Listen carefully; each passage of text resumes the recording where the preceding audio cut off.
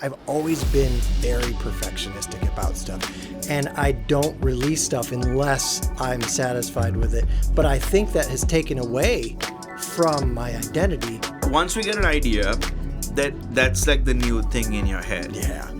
That needs to be done as soon as possible because you never know when your next idea is going to come.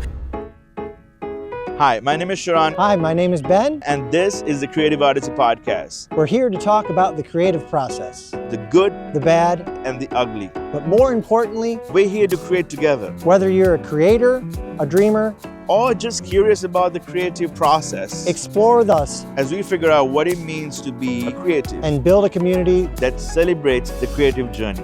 Let's get started. All right. Well, welcome back. Thank you for joining me. Thank you for joining me.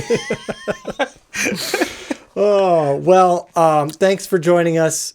Just wanted to kind of recap. Last episode, we were talking about understanding whether or not you're a creative.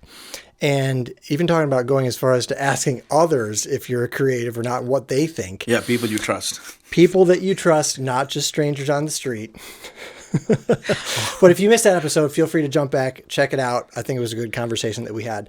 But we're going to be continuing that topic today, more along the lines of now that you know that you're a creative, or at least you kind of think you are, what to do and how to embrace that creative identity. Correct. And now that you know that you are creative, what are the steps in doing that? Absolutely. So first of all, congratulations if you figured it out. That's important. It is important. But then second of all, it's now you have the freedom of figuring out who you are as a creative. And this is where we're at. And because the most important thing is creativity is expression of who you are inside, what's going on inside, whether you're sad or whatever, happy, whatever. At the end of the day, it's literally an expression. So I think the simple thing is you need to now be completely free to just create whatever it might be. This is the phase where don't care about what other people think. Don't care about what you think sometimes too. Just create at this point. That's step one for sure. Yeah. And that freedom is something that a lot of people don't. I feel like it's hard to get over that hump into just being freely creating because of all the voices, not only externally, but internally. Most people are their own worst critic. Right. So it can be quite a long process to get through that. And I know me personally, there's still steps that I'm trying to overcome about that, just being completely free to create. But as far as the creative identity goes, what does the creative identity mean to you? So I think when I hear the phrase creative identity, I think I used to get it confused from your unique creative voice versus your creative identity. So the simplest way I could make it is when your sister-in-law told you about me, it was like, hey, Ben, you should meet Sheran. Like, he's like you. He does woodworking. He plays music, all of that stuff. That's kind of your creative identity. Like, that's simple right there. Like, same vice versa, I feel like. Because same way, when she told me about you, it was a simple. Like, I'm like, oh, that's all I needed. I didn't care who you were. I didn't care. Like, it didn't matter to me. Because I'm like, oh my gosh, this person is like me, a creative. That was the creative identity. A person who creates for the sake of creating just because they want to. Yeah, that's so cool that you mentioned that about just understanding the third person perspective without even me being there. And I had the same thing from her. She's like, oh, you would love Sheran. Right. He's into woodworking. He does video and music and all this stuff. And I kind of felt the same way too. I was like, oh yeah, he is a creative, but at the same time, we have the vast differences in understanding what that means. And that's kind of what I really want to talk through and break down today. The difference between what you and I think of what creative identity means, or even like you were saying, the creative voice. But all that to say is, when Rosie told me, when she's like, oh, you would love Sheran, I was like, oh, woodworking. I immediately put my own understanding of what woodworking is, my own understanding of what video is, and that's easy to do. But it still made me excited because I love all those things. So Yeah, because that's interesting. You mentioned that because we try to frame somebody else from our own perspective. I mean, that's human interaction, but I think right. like even in woodworking aspect like, oh, okay, do you do like actual woodworking, or do you just like engrave, or do you make like little trinkets, like there's all these Oh my gosh. We could have a whole episode on that. Exactly, right? But at the essence is, I think I've gone away, which I'm super grateful, because I was kind of more like in that realm of thinking as well. Yeah, because I used to burn like pine wood and like resurface that, and to me it was art. To me it was beautiful, and it was this denser wood after you burn the wood. It's Yeah. waterproof, all that stuff. Yet a person who works with hardwood looks down at me and be like, "You're working with pine. That's not even real wood." That's so funny. Just the type of medium that you work with suddenly disqualifies you or doesn't make you at that level as Right. somebody else, which I think is just ridiculous. But in the same vein, it's like I've definitely had that before, where it's Yeah. like, oh, this creator does this and I only do this, so there's no way that I'm at their level, or that I would enjoy working with them, or vice versa. It's like, oh, they're just doing that. That's cute. Yeah, I think we've come a long way as a society, even in the creative world, like looking at YouTubers and things like that. Like a lot of young people are coming up with making cinematic stuff and storytelling and stuff like that. It's because we've made so much progress in this creativity understanding like spectrum. I think to like anybody can, as long as they put their as long as they have a story to tell and they tell it well, and they use whatever medium, however they want to. That's and you're effective at that. That's a creative identity. A person who just expresses themselves and they have a story to tell and they just do it Right. with whatever they have, and like I forget the name of the creator. This young guy, his DSLR got water in the lens had some water got into it because he was on a train, and Wow. the lens was kind of damaged but has this cool glare to it. So this kid kept on like recording it, and like he was on Jack Conte's the podcast. Really? How did you make it? Like spaghetti something. Okay. Yeah. Jack Conte's So the podcast. point is, I'm so grateful. I wish it was like that when we were young. But I'm grateful, nevertheless, that we are at a point in the creative world to be like, okay, like anybody, as long as you are willing to express yourself, whatever you're feeling through art, some kind of art or some kind of whatever problem solving, creative thinking, whatever. You have a creative identity. A person who does that. That's a very good point. It's interesting to me as you're talking about that. I'm thinking about several Instagram reels that I've seen in the last year or so, and you might laugh at this, but they're these. I would say most people would say that they're these ridiculous art installations, where one in particular, a guy fills up like 12 buckets full of sand, stacks them on top of each other, and then pokes the bottom one, and then the sand pours out of it, and then they all fall over. That's his art installation. Yeah. And so many people are like, that's not art, that's not creative. And maybe it's not to you. Yeah. And I mean, I'll fall victim to that and be like, that's not creative. Yeah. But still, like, for him doing that, probably just like seeing everything collapse under its own weight, the sound that it makes is probably something that he's like, now that is like, to me, like, I like making that. Making that happen. To me, what's more interesting is his odyssey of getting to that point of like, Yeah. like it must have taken him a long time to get to the point of like confident enough to say like, you know what, I'm gonna stack all these things, and because there is so much beauty in it. Because I don't know, for me it's like this kind of, if I think about it, it's this like when you mess up in life, like you make a really bad mistake and you see your everything just fall apart. To me that could be like powerful. Yeah. And granted, I used to be like this. I used to like look at art like that and like, oh, I could do that. But I realize it's more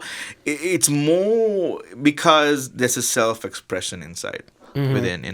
Yeah. So I'm actually very curious now. You're a very creative person, obviously, and I don't know how many people know, but Ben has a TikTok channel called Sound of the Day. When I came across that, I was like blown away. Like I reached out to him like, dude, you gotta do this more, and like I'll help you like video it, whatever it might be. So yeah, talk me through that, like Yeah. the genesis and all of that. Yeah. So it's funny. I really appreciate how much you enjoy it and appreciate it as well. There's nothing like being understood by another creative, and like not only just the final product in and of itself, but the whole process. You understand how what goes into it. But anyway, so I'll kind of start at the beginning, where I remember watching TikTok, scrolling through TikTok, and there was a channel that I came across called Could Be the Move. I think they're hilarious. It's a comedy channel. They've really grown a lot recently, but it inspired me to do something similar. I wanted a short form, very dry sarcasm, funny, ironic, almost like when somebody watches that, they're like, what? Like some type of weird reaction like that. Like what? But also chuckle, whatever. So the very first episode that I came up with was me hitting a jug of water that was half full with my hand. That was the sound. And I was falling asleep that night, just like, how your brain goes at night sometimes. And that idea just like popped into my head, and I literally woke myself up laughing because it was so stupid and so funny. But so the very next day I was like, okay, I'm going to do that.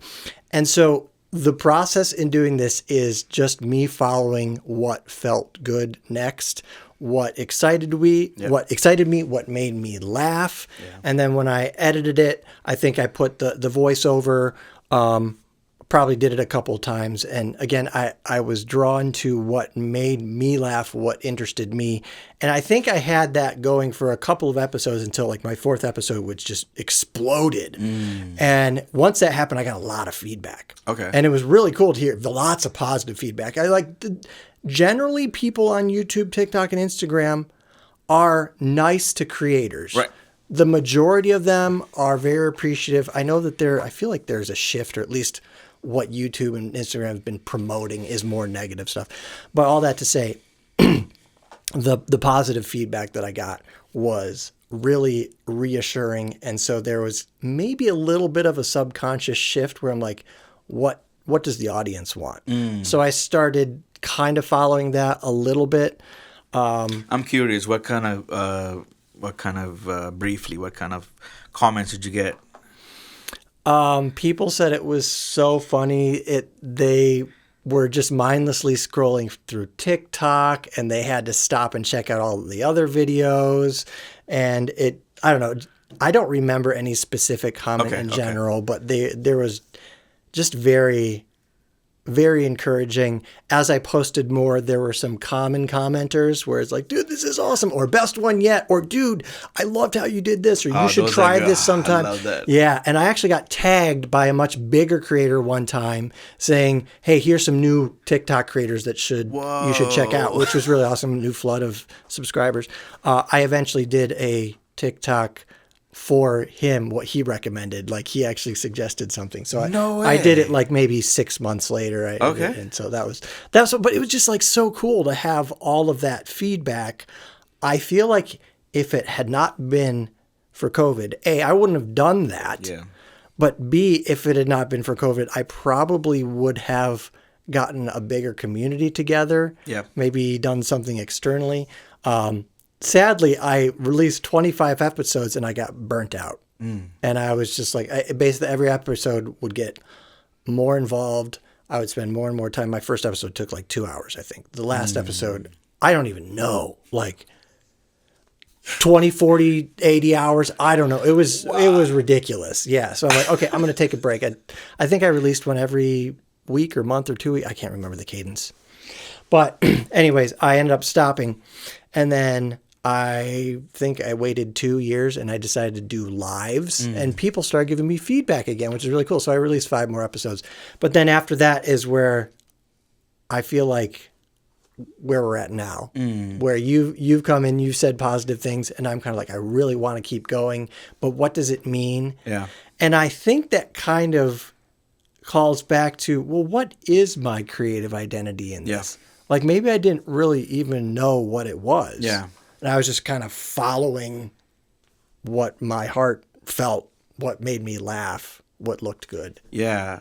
So that's when I kind of came in and be like, dude, like I asked him about his process, and it was crazy. Like, and again, like I don't look down on you for this, because I know what this looks like. I have been there myself. I'm still struggling with it, because that's a whole nother, like, perfectionism and like all of that stuff comes in another whole package, but we'll talk about that down the road for sure. But the next step for you, what I saw was like working on like honing the craft of how to efficiently do it, how to efficiently edit, how to efficiently like first writing a quick script or something like that, or have an idea or something, and then, because I've been doing that a lot lately, and that has cut down tremendous amount of time of my editing. So that will be the next step for sure. But it's cool, man. Like I'm glad you did it. I'm praying and hoping he would start again, because y'all need to check it out. The Sound of the Day on TikTok, like brilliant. It's also on YouTube. But oh, cool. I don't know that. I basically copy pasted everything. Yeah. So, yeah. Okay, cool. Shoot. Where were we with this? So, talk about how I explain creative voice. You were talking about you were saying how it wasn't my identity, it was more of my creative voice, even though I kind of alluded to that.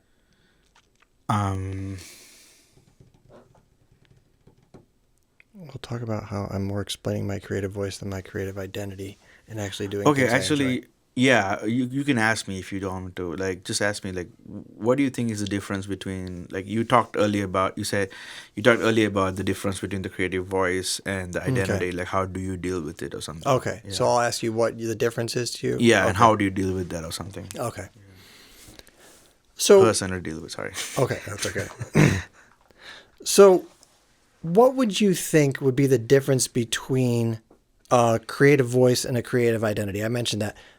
I felt like I was just following whatever felt nice, but then I, produced so many episodes and I really don't know where I'm at. How would you describe the difference between the two? So, I think we talked about the difference a little bit. The identity is, first of all, saying, okay, I want to get into creating something. This seems like a cool idea. I want to just give it a try. The creative voice, this is the part where it gets super complicated for creatives. Like for me personally, and I think in many people, it's because you have so many influences like around you, right? Oh, Like, yeah. and cinema, like for me, like right now, I mean, right now it's video, and like I love watching YouTubers, I love watching movies, I love like dissecting all of the lighting and all of the thought behind it. And then you end up so now you like get inspired, have an idea, you go write it and you go edit it, like you go what do you call, you record it, then you go to sit down to edit it, and then now you want yours to look like somebody else's or whatever cool thing. Now this is where your expertise coming to play. Like if you're a really good editor, or if you know how to color grade, like that's where you're gonna shine. or if you don't have experience, that's where you're not gonna shine. So this is where the issue comes now. As a creator, most of the time, creative, you're gonna be struggling with like, well, mine doesn't look exactly how I want it to be, right? And I'm like right now on Sharon's stories, I'm not a good color grader. I'm still learning it, and I tried some LUTs, and so far it just looks like crap. And I'm just like, I've actually been struggling with it a little bit.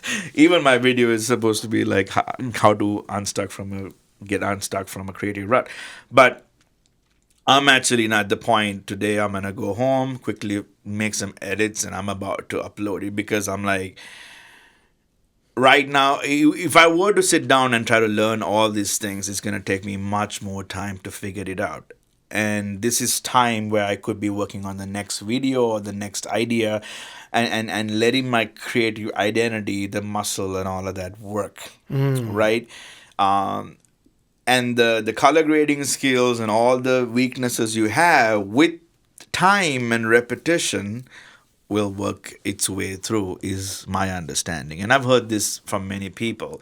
So I think, if you simplify the creative identity as, okay, I'm a creative, I need to create, and that is my sole purpose, is to create, and whatever comes out, that's what it's going to come out.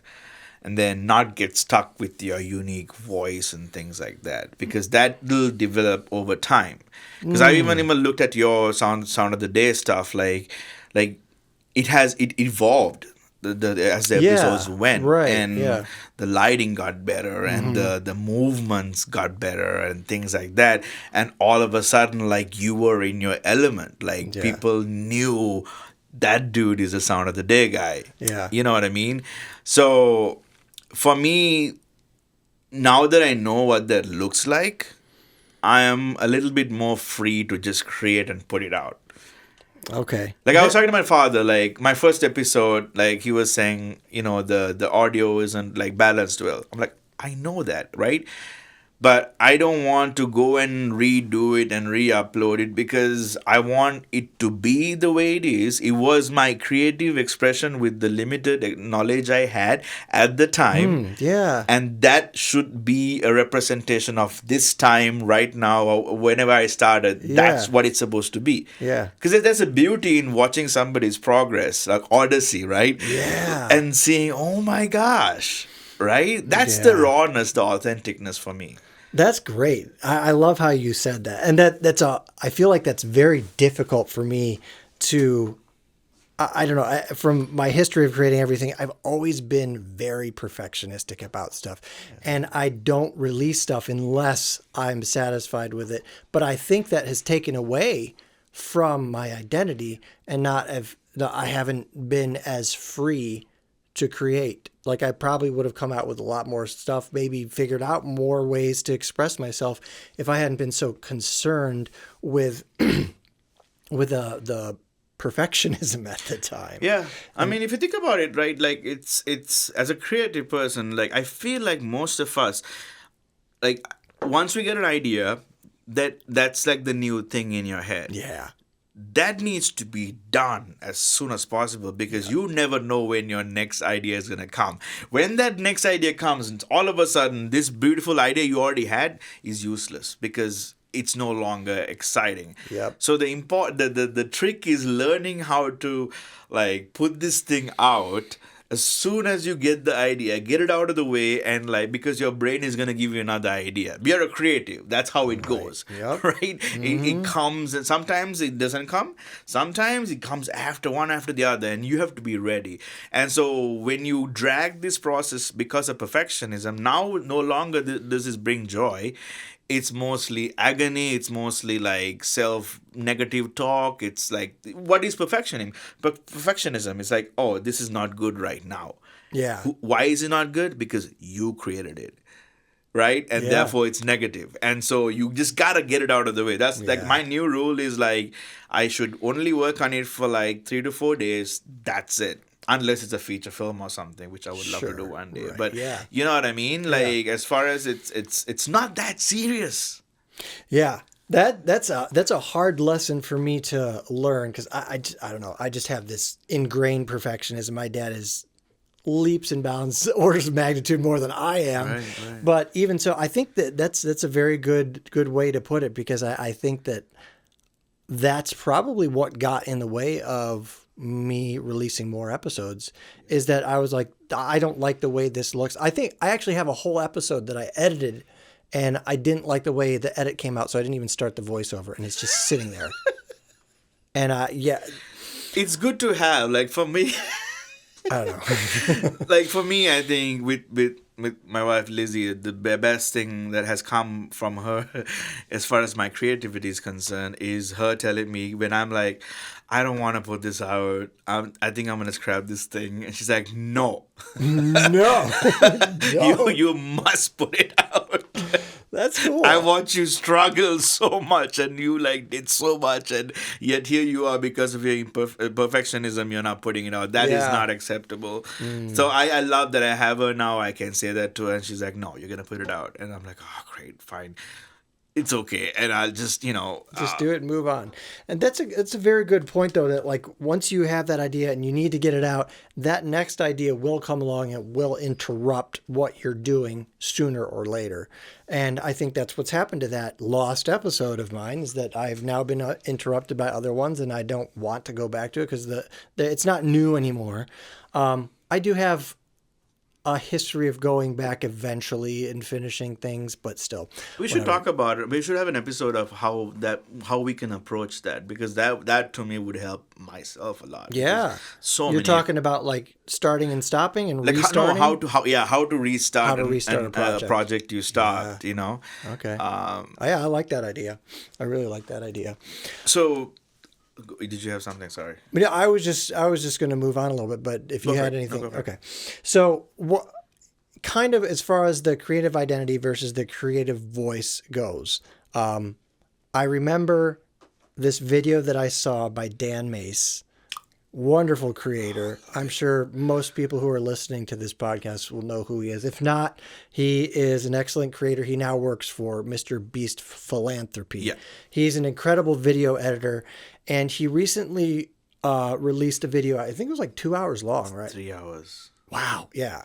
But it was Wait, no, 2 hours. I apologize. Yeah. however long it was long, but it was all about the creative process and how he edits videos. And it was so helpful. This one point that he made, he said that you need to have a log line. And of course, that term log line, I had never heard that before. But what he explained is like he has the idea, he has the general like script kind of like written out and whatever. But what he needs the log line to be is the very basis of what needs to happen, what needs to be shown, and how it needs to, I guess, come together. So there is one long sentence. I think it was a run-on sentence, maybe even half Yeah, a it doesn't matter. Yeah, paragraph. no grammar involved. Right. Yep. As long as it's out there when you're creating something, you can always go back to your log line and say, that's right. Here is my tether. Here is what will keep me anchored to what the project is. And I think that's huge, not only in a per project basis, Yeah. but if you are having a genre that you're embarking on, like woodworking or something like that, and you find something that you really enjoy, it might be helpful to put a log line down Yeah. and say, hey, this is what this project or this series of my creative life is going to look like right now. And then you can refine it as far as like per project basis goes like that. But I just love that log line thing is such an important Yeah. part of creativity, especially when things get really complicated. Or if you're like you and I, and we can get distracted very easily. It's like, oh, look at that. Oh, look at that. Now let's go back. What were we doing? That's right. Yeah, that's the way I took the log line, especially is and combining this episode is when you're in the midst of a creative project, you can always go back to the log line and like, what's a log line? The log line is, this is my creative identity. What is my creative identity? To create and express what's within. And so as long as you're doing that, and it doesn't matter how perfect or imperfect it is at that point, because the expression is what's important, that moment, Yeah. in that time period, for sure. So yeah, I really want to talk about like how we can do this practically. And I think the simplest thing is, the most basic answer I can give you is, creativity is a muscle, right? Before you think about, like, I almost like have come to the point of not worrying about my voice, my creative voice, when it comes to video. um because how the heck am I supposed to know? I didn't go to film school. I've only experience I have is watching other people's videos. Yeah. So for me to find that, I still need to create. So I have kind of gone away from like, okay, I didn't get the right shot. Fine, whatever. Can I put it in, still in to tell the story? Cool, that's it. Like, I've, maybe it's low standards, many people will say, but like, I spend the time to go film something, and even if it's not perfect, like, the goal is that I had an idea, I wanted to tell this story, and I went out, I embarked on this odyssey of doing it, and then now I need to finish it. That's it. So, um, so the like, if you're a graphic designer, for example, or any kind of creative, like, you need to draw every single day. Yeah. You need to, like, because the most important thing is, like, from idea to action needs to be fast.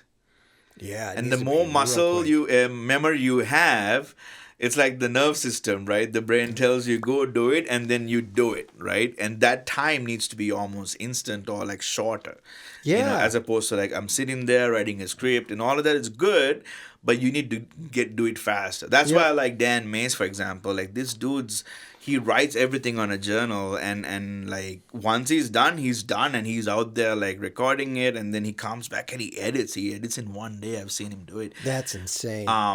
But that's because he got so good at in Yeah. his craft, or more than the craft, so good at like just brain signal to actually doing it, that process.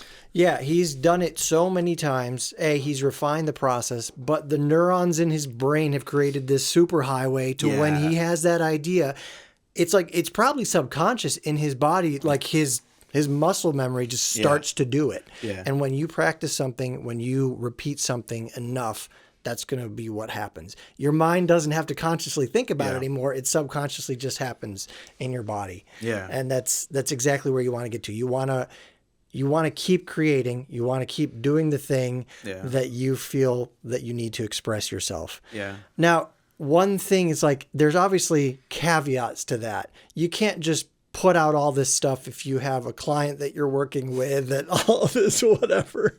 Yeah, this is Or not if you're for working money in a team. purpose yet. Yeah, this is being creative in yourself. This is practicing your creative outlet. But yeah, it's something that I've always done, at least in the last year or last couple of years really, is I love playing the piano, and it's something that I've wanted to get better at. I aspire to eventually be a jazz pianist, but I'm never going to get there if I keep thinking about it. Yeah. So even if I don't want to, I'm going to sit down at least 4 times a week and do some tinkering around, maybe learn a couple of scales. I know there's a lot more, tons of stuff on YouTube on how to become a better pianist and stuff like that, but just that repetition.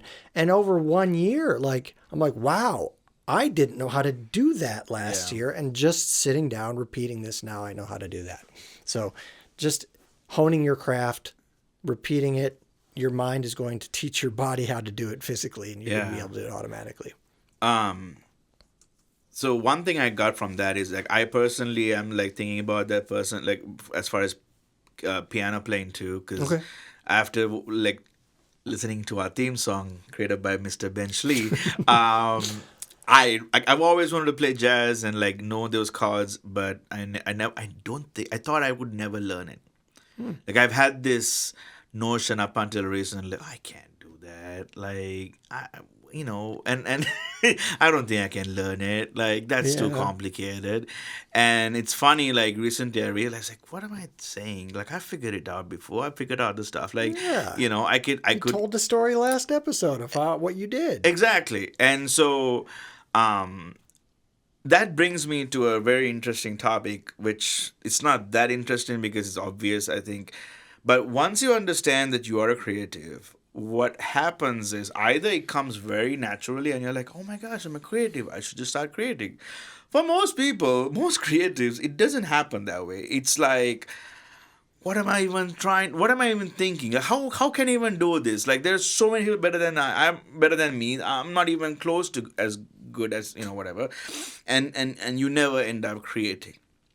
See, once you recognize you're a creative, you should have a grace period where you're like, I don't care what I think. I don't care what other people think about what I'm creating. You give Just yourself a do. grace period. You just do it. You Yeah. create for the sake of creating. Now, if you don't have people you trust that you can show, don't show it.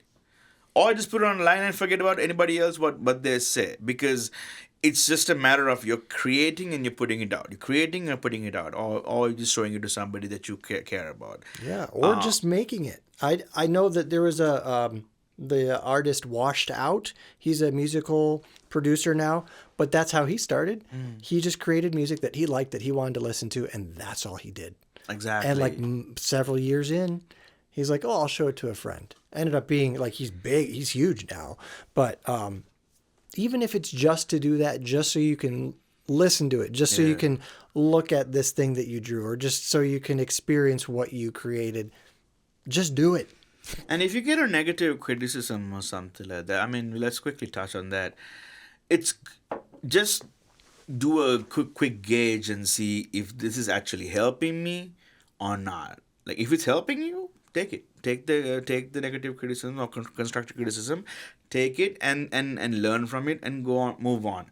But always gauge: is this advice or is this criticism actually going to benefit me? Actually going to help me? If not, give it away, because people don't have a lot of time and people are very bored and they have. That's stupid. Exactly. That's not. That's not constructive criticism. It's not. So, right. Learn the difference between constructive criticism. That's what I was trying to say. And the online trolls. Oh. All the people people you know are trolls. But that's important for sure. That was the last thing I had on here. You're going to talk about your studio too. But I don't know how to weave that in. Yeah, I don't anymore. even know. We can leave it aside. We're at almost 40 minutes. So Yeah. So we can. the next one is just to wrap it up about sharing your stories. We'd love to hear from you, unless there's anything else you want to talk Yeah, about. let's do that. So how do we start that? Make that transition. Okay, so we just kind of trailed off there about the just do it. Repetition is key. And that's it. Repetition is key. So we would love to hear from you. If you listen to our last two episodes and you feel like you are a creative or somebody who you trust have told you you're a creative, we would love to know what you're thinking about. How is that process going? What are the things that are going in your mind? Any negative thoughts? We would love to hear. Any positive thoughts? We would absolutely love to hear, because I would love to know like somebody doing it positive in a positive way, Yeah. as opposed to like the rest of us doing it the Yeah. negative way. I would also love to know what you're doing. Like, what is it that you are creating? We'd love to see it, hear it, whatever the case is, just because it's so interesting to discover how other people create things. Yeah. It's so cool to see the random things that people do. Yeah. Like I was mentioning those buckets of sand. Like Yeah. it's so off the wall. It's so out there. I mean, it could be as simple as like, hey, I just learned Mary Had a Little Lamb on the piano. But you're starting to be creative. You're starting to express yourself. So if you have something to share, we'd be open to hearing it, Absolutely. talking about it.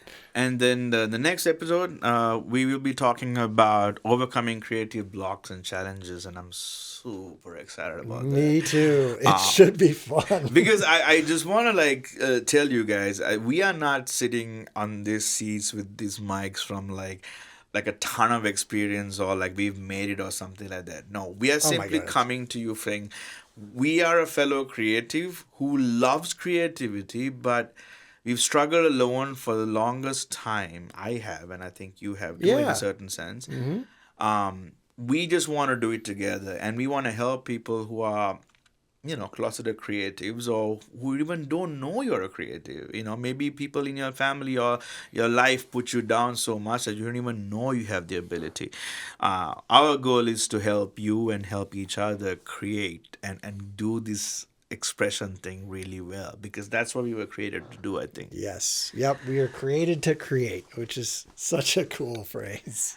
But yeah, I'm excited about the next one, overcoming blocks and challenges. I think it's going to be fun to talk about in the fact that I could really use it. Yeah. Like to understand Yeah. what's your perspective. You can understand what my perspective is. But yeah. So until next time, keep dreaming, keep creating, and keep exploring your own creative odyssey. See you later. Thanks, guys. Take care.